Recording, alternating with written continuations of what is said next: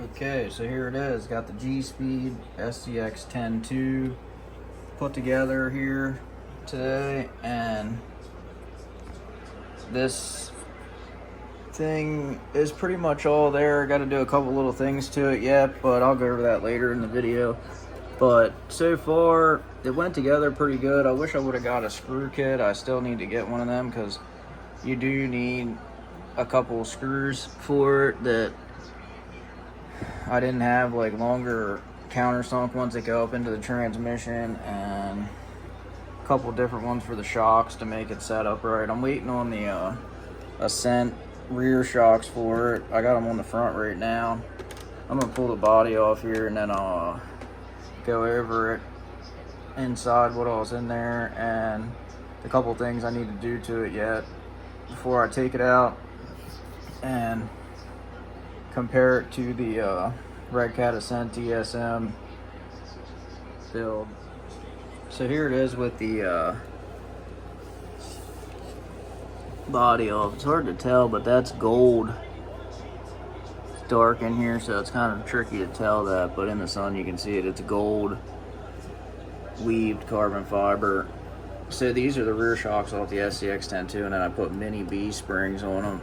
It's all right. I mean, it's okay. It works, but it ain't how it should be. The front's pretty nice. I'm gonna put the 50 weight oil in the Ascent shocks once I get them, and have mini T springs coming for them. And I have the shock bands coming. I think I'm gonna run them on the front probably, but maybe on the rear. I'll have to see. I have the bands on the rear of the other one. So the main issue I'm facing right now is the you can see the panhard bar comes down and it hits the top of the axle. So that's limiting my up travel right now on the driver's side. So it's fine on the passenger. It'll take the steering up till it hits the axle or till it hits the frame rail. But I'm gonna try and swap out that end with the end on the panhard bar on this side and see if I can get it better with that, and until I can get another panhard bar mount or panhard bar and the ends for it. I'll probably get different steering too. I have a hardcore RC links coming forward, high clearance. They're for portals though, so I'm probably gonna see if the lower ones will at least work for now on these. I'm not sure if they will. It doesn't matter. It's pretty good how it is. So other than that though, these shocks or these bolts I didn't have enough of them really long bolts, because you need a long screw to get from through that, and through the chassis. You need a screw that's like an inch long damn near for that. So I put the titanium spacers up there just because they're a little lighter. I don't think it makes much of a difference, but I just used the one there and the one on the end for the chassis.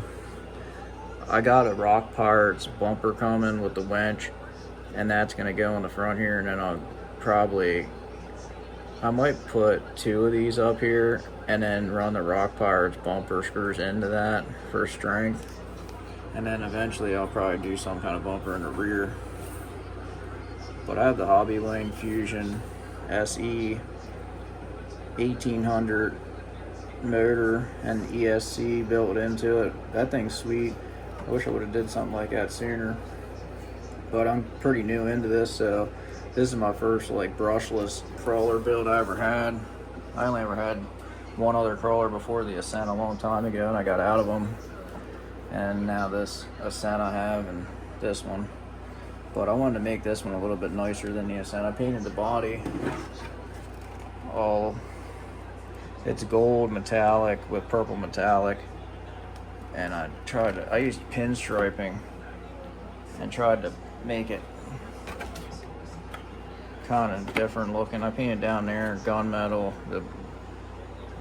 and then I just did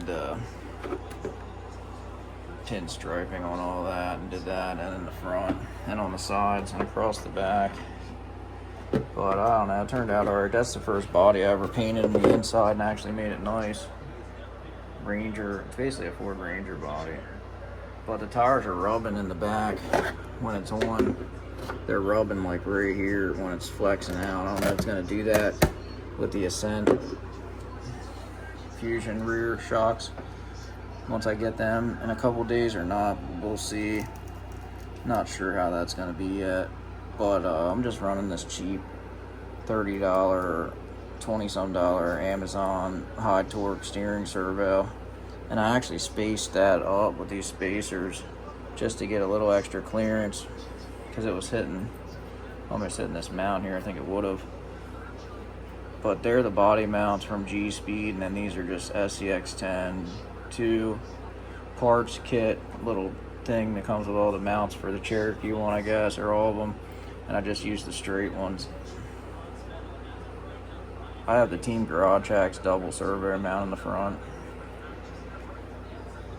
The receiver and the radio are just stock axial ones. But so far I'm pretty happy with that motor.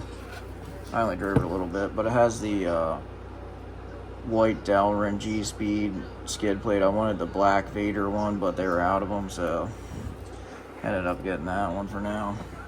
But so once I get the shocks figured out and that panhard bar figured out and the bumper on the front, I'll probably get some kind of cheap eBay, Amazon, like tube style little bumper on the back just to make it legal, because I think the bumper has to stick out past the frame rails and this doesn't count. So pretty much do that. I do have a servo mount for the axle. If I did want to do that, I could, but I don't think I got the 4-link in the front for the hardcore RC links. But for being pretty much just put together, it seems like it goes pretty good. I just drove it around a little bit at the house here, but I'm gonna take it over to Sam Lewis Park here in the next couple days, pretty much how it sits now, and test it out, see what it'll do. I put Velcro on the insides of the body though, on both sides, to hold it into the sliders. And then I put the receiver on this side. I put the receiver against the side here and put Velcro on that. And then on this side, I just did Velcro on the side of the battery there. So then the body sticks, it holds it in against, because I was getting against stuff already and I was pulling it out. I'm used to the cab only body and it's on top of the slider and it comes around, so I have that Velcroed onto the sliders too, actually. But when I take it to actually do the comparison, I'm gonna put the Deep Woods tires with them plastic bead locks off of the other one on this one to do the comparison. So it's the same tires and everything, and then see how it does versus this one versus the Red Cat Ascent with all the stuff that's done to that.